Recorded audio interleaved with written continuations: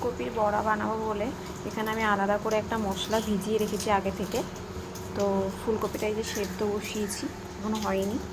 তো এই মশলার মধ্যে দিয়েছি আদা, কাঁচা লঙ্কা বাটা, হলুদ, একটু পরিমাণ স্বাদ মতন মিষ্টি মানে চিনি দিয়েছি, আর কাশ্মীরি লঙ্কার গুঁড়ো।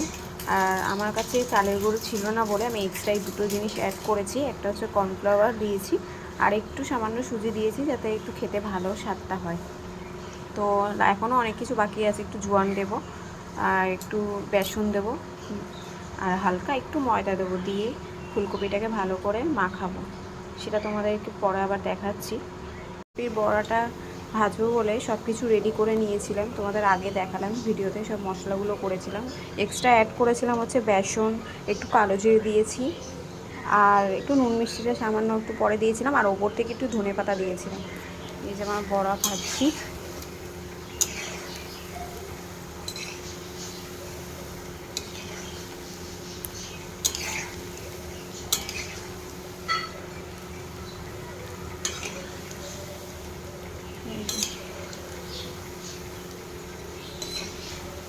ফুলকপিটা একটু না বেশি সেদ্ধ করে ফেলেছিলাম, মানে এই প্রথমবার করছি তো আমি।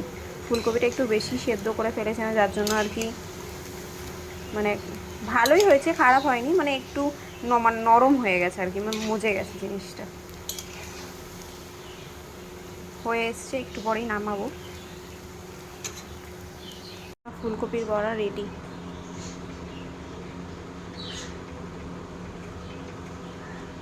খেতে তো দারুণ হয়েছে। কেমন হলো তোমরা একটু কমেন্টে জানিও প্লিজ।